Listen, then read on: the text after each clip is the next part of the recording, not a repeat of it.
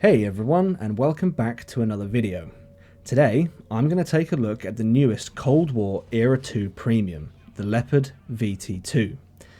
Now for those of you that are short on time, here's my quick review. If you're fed up with not being able to kill FV-4211s, then the VT-2 is a premium you don't want to miss out on. The VT is what I like to call the FV killer, and as you can see from the gameplay in the background here, reload, get in position, scope in, aim, straight through the front of a FV. Do I need to say any more? There you go. There's your reason to buy the VT-2. Well, I do need to add that there is a slight catch. There is a slight catch. And that is that you have to fire gold ammunition, which is exactly what I'm doing here. Second shot goes straight through. You do have to fire gold ammunition, or I like to call it special FV ammunition. But this is a Cold War Era 2 premium. The silver earnings will more than make up for any gold ammunition that you fire. Not only is this a great tank, not only is it the FV killer, it only costs 6,450 gold. I highly recommend you buy one. Alright, let's take a deeper look at the VT-2. It's an Era 2 medium, and like the 1A1, it is a Leopard. Now the 1A1 was only released 2 weeks ago, so I'm pretty sure the major question that most people are asking is, a Leopard was brought out 2 weeks ago, I've got another Leopard that's come out this week, which one do I get? Which one's better? And I'm going to attempt to answer that question. Right, here goes. The VT-2, let's look at ammunition. The VT-2 has 418mm of penetration on the standard rounds and 504mm of penetration on the gold rounds, which the gold rounds, they're the FV killing rounds, which that's excellent in my opinion. That's very, very good. Compare this to the 1A1. It has 449mm of penetration on the standard round and 505mm on the gold rounds. So the 1A1 has better penetration on standard rounds. 418mm of pen is still respectable when compared to other premium mediums in this era. But where the VT-2 is different is in its alpha. It pulls in 510 alpha across all three of its ammunition types. This is awesome, and when you play it, you really do notice, you pull the trigger, you do the damage, and it's like, yeah, they felt that shot. This isn't just like a little poke that you normally get with a medium gun. This is a hard-hitting gun, and I really, really like it. If we compare that then to the 1A1, it has 460 alpha on the standard and gold rounds and 570 alpha on the secondary rounds.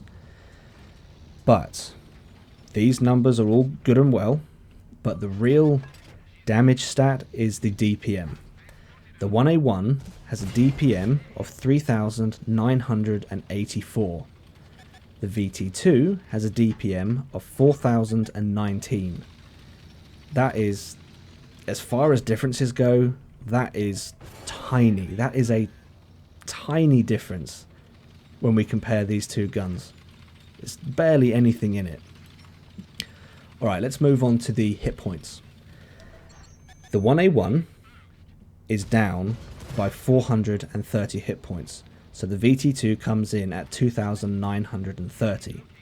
The max speed of the VT-2 is the same as the 1A1, so that's 65 kilometers an hour.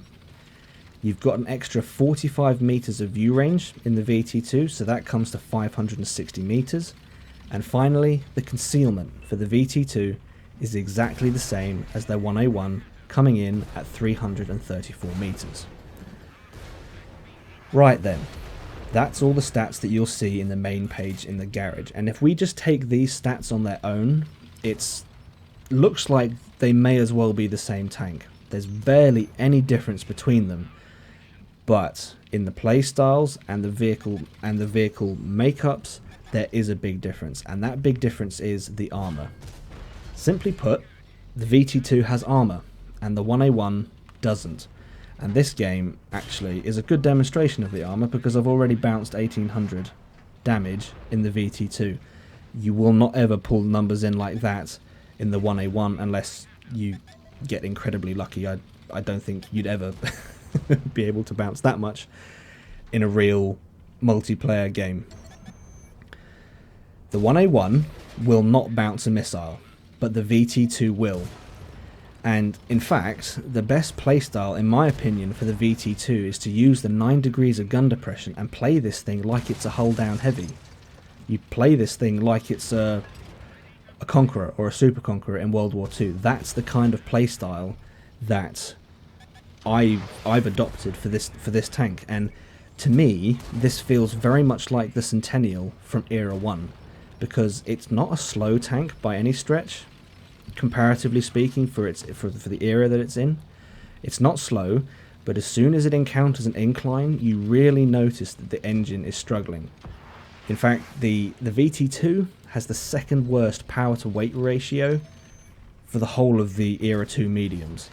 The only tank that it beats is the T-62 M1. This lack of engine power, though, is made up for by the immense amount of spaced armor at the front of the turret.